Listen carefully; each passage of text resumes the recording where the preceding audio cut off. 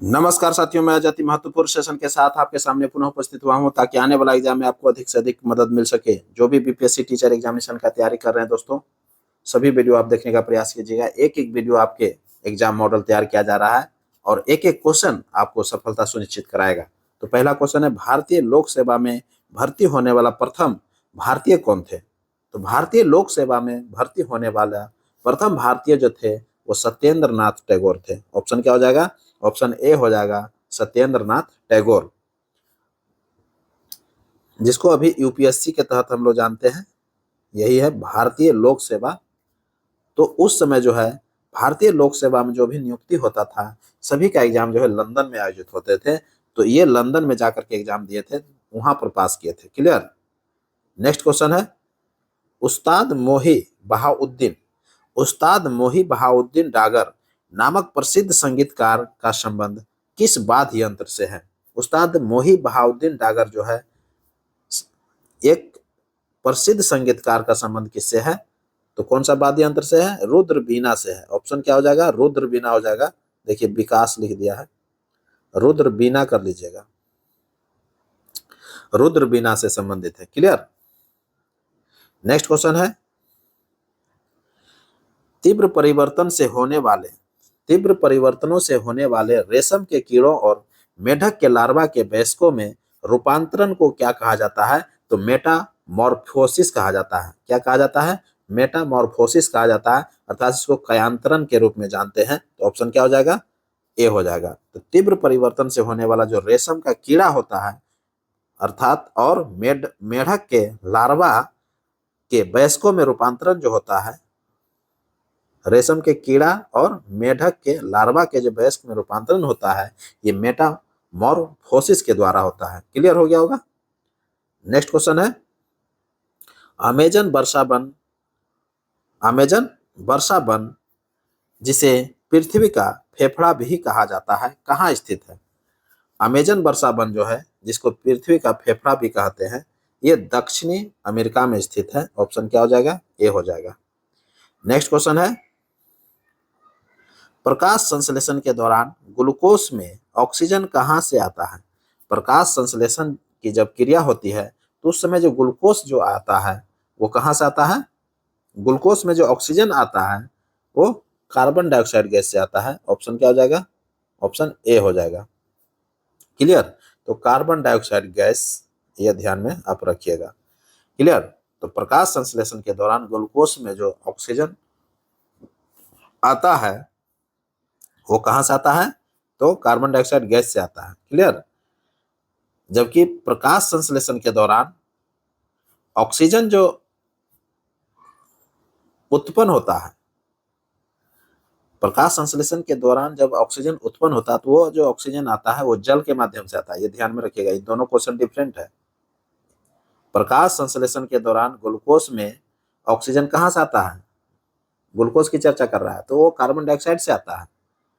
जबकि प्रकाश संश्लेषण के दौरान ऑक्सीजन जो उत्पन्न होता है वो जल से होता है। यह भी ध्यान में रखिएगा। नेक्स्ट क्वेश्चन देखते हैं।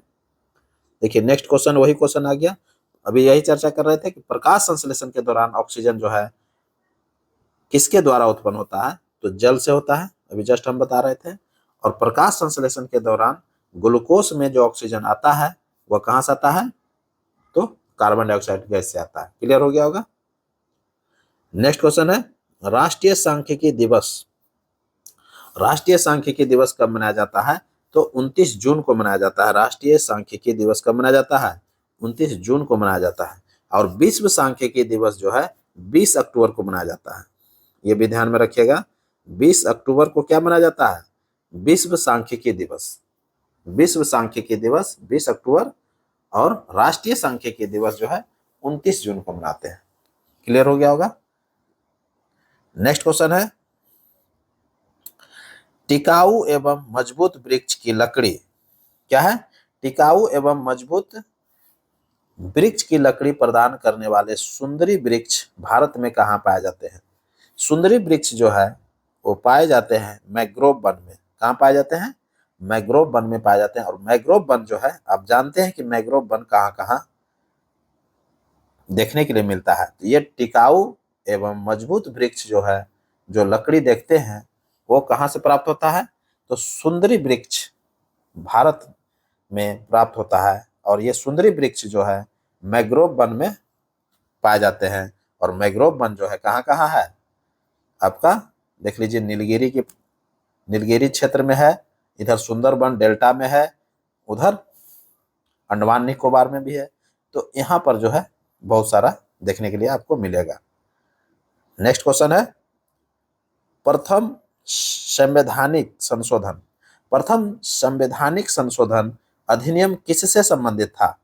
तो प्रथम जो संवैधानिक संशोधन अधिनियम था वह किससे संबंधित था? तो कुछ राज्यों में कृषि सुधार से संबंधित था। किससे था? कृषि सुधारों के संरक्षण से संबंधित था। ऑप्शन सी हो जाएगा। क्लियर? तो कुछ राज्यों में कृषि सुधारों के संरक्षण से संबंधित था। ऑप्शन सी हो जाएगा। नेक्स्ट क्वेश्चन है, लगभग 6 महीने तक क्या है?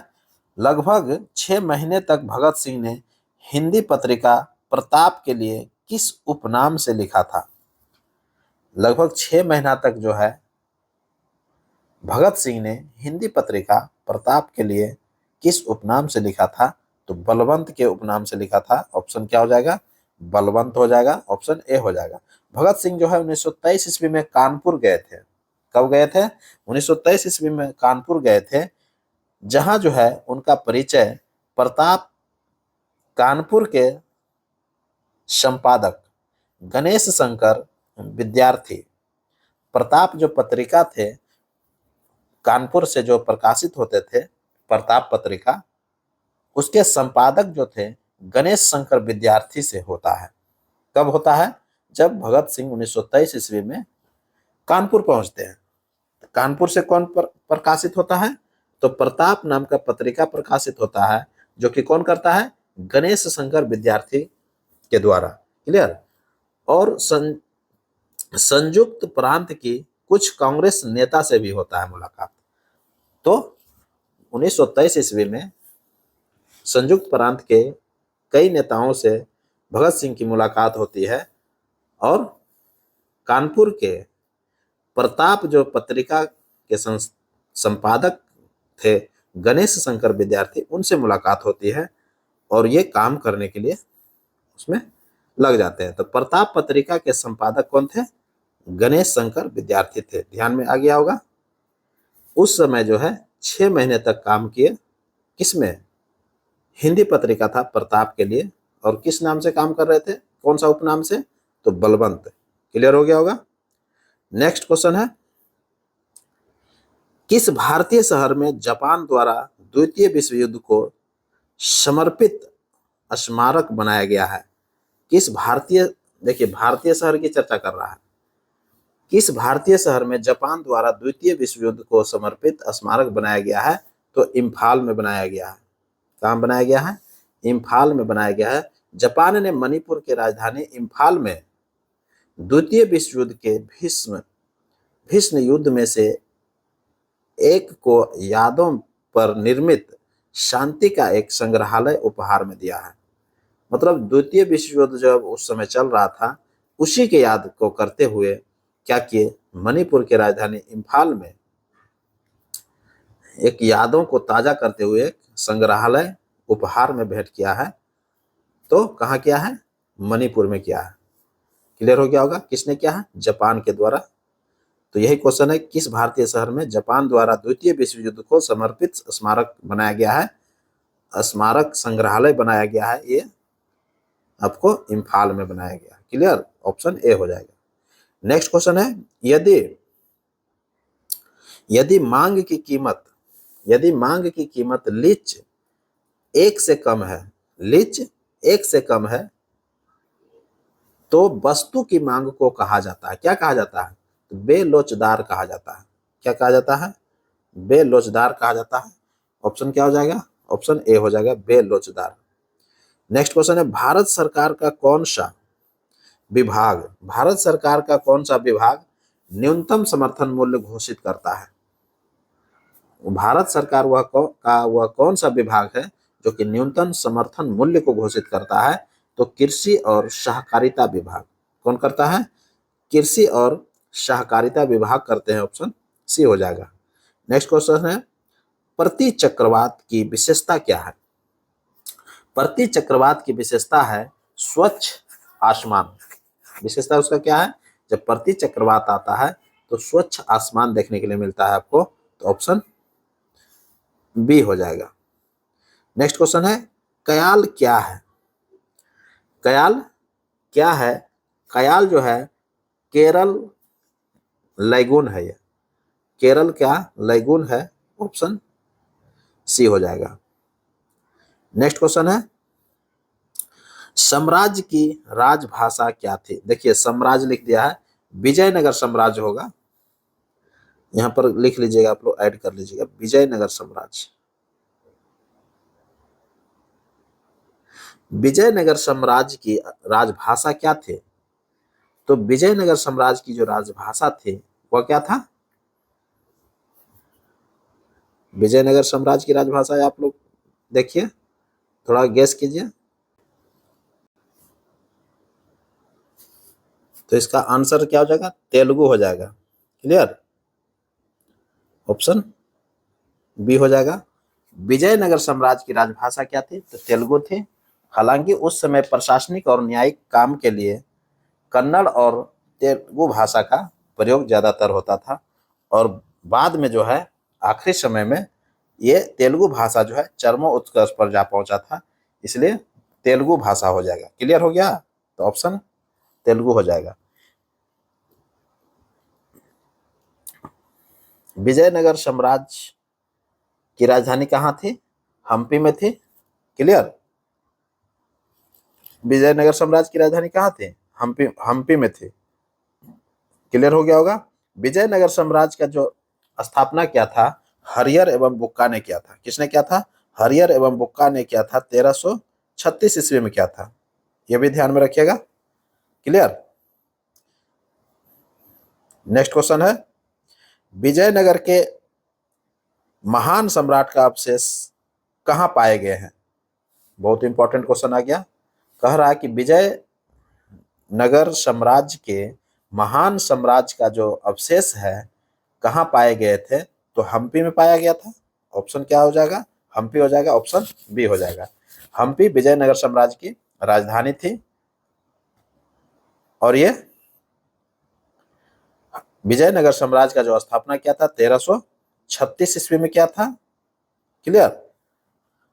किसने किया था? हरियर एवं बुक्का ने किया था।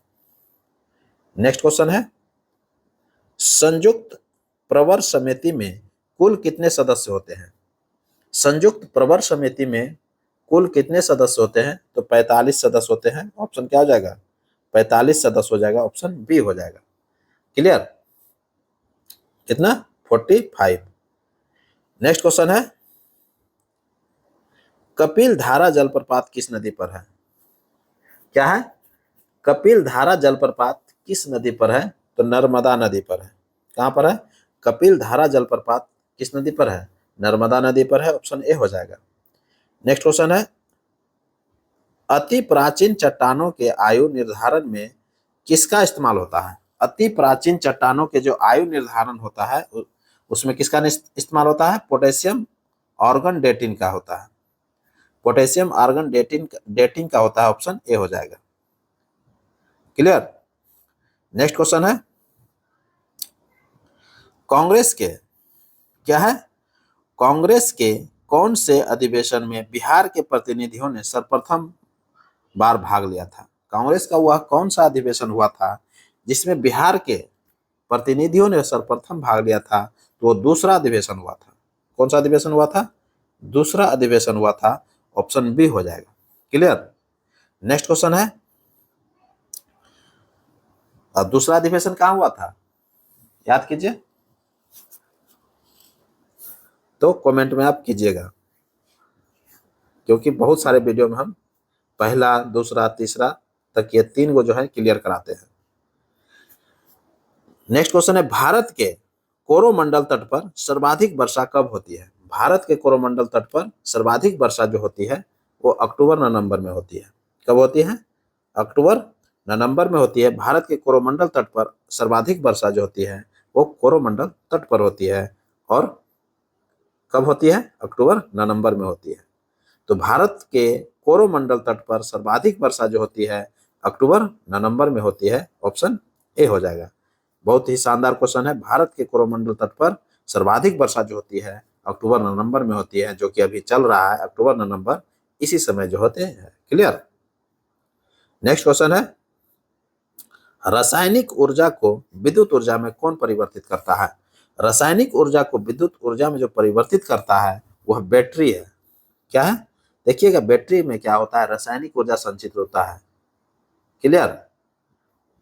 वो विद्युत ऊर्जा में परिवर्तित होता है। तो कौन करता है? ये बैटरी का काम है। ऑप्शन बी हो जाएगा। नेक्स्ट क्वेश्चन है, अधिकतम एंजाइम होते हैं। अधिकतम जो एंजाइम होता है वह क्या होता है? अधिकतम एंजाइम की चर्चा कर रहा है। तो अधिकतम एंजाइम जो होते हैं वो प्रोटीन होते हैं। क्या होते हैं? प्रोटीन होते हैं। ऑप्शन ए हो जाएगा। क्लियर? एंजाइम एक प्रकार का जैविक उत्प्रेरक होते हैं जो जैव रासायनिक अभिक्रियाओं की दर को बढ़ा देते हैं। जो क्या करते हैं? जैव रासायनिक अभिक्रियाओं की दर को बढ़ा देते हैं। प्रोटीन जो है प्रकृति के ऐसे कार्बनिक पदार्थ है जो जीवित कोशिकाओं में उत्प्रेरक का कार्य करते हैं। जो क्या करते हैं? जीवित कोशिकाओं में उत्प्रेरक का कार्य करते हैं। एंजाइम कहलाते हैं। एंजाइम शब्द का प्रयोग सर्वप्रथम कुह ने किया था। किसने किया था? कुह ने किया था। कुह ने। क्लियर? कुहने ने किया था। एंजाइम शब्द का सर्वप्रथम ये प्रयोग किए थे। एंजाइम जो है शरीर के बड़े अणुओं जैसे ग्लूकोज को छोटे आकार में तोड़ने में सहायक होता है। ग्लूकोज को क्या करते हैं? छोटे आकार में तोड़ने के में सहायक होते हैं, जिससे शरीर इन अणुओं को ऊर्जा के रूप में क्या करते हैं? उपयोग करते हैं। जैसे लैक्टोज। लैक्टोज का काम क्या है? लैक्टोज भी छोटी आंत में पाया जाता है। या लैक्टोज जो है कहाँ पाया जाता है? यह छोटी आंत में पाया जाता है। यह दूध में मौजूद लैक्टोज को तोड़कर ग्लूकोज और गैलेक्टोज में बदल देता है। लैक्टोज का काम क्या है? वो लैक्टोज को तोड़ करके क्या करता है?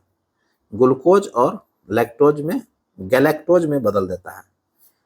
ग्लूकोज और गैलेक्टोज में बदल देता है। कौन? लैक्टोज। क्लियर? प्रोटेज जो है, प्रोटेज एंजाइम प्रोटीन को एमिनो अम्ल क्या करता है? एमिनो अम्ल में तोड़ता है। ट्रिप्सिन का काम क्या है? यह एंजाइम जो है छोटी आंत में मौजूद रहता है, जो प्रोटीन को एमिनो अम्ल में तोड़ने का काम करता है।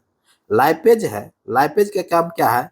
यह एंजाइम का एक समूह है। लाइपेज क्या है? यह एक एंजाइम का समूह है जो आंतों में वसा को पचाने में मदद करता है। तो आंत में जो है वसा को पचाने में मदद कौन करता है? लाइपेज करता है। और ट्रिप्सिन का काम क्या है? ये छोटी आंत में पाया जाता है। ट्रिप्सिन कहाँ पाया जाता है? छोटी आंत में। ये जो है प्रोटीन को एमिनो अम्ल में तोड़ता है। ट्रिप्सिन का काम क्या है? प्रोटीन को एमिनो अम्ल में तोड़ता है। क्लियर? और प्रोटेज का काम क्या है? प्रोटीन को एमिनो अम्ल में तोड़ना। प्रोटीन को प्रोटेज का भी काम है। तो प्रोटेज और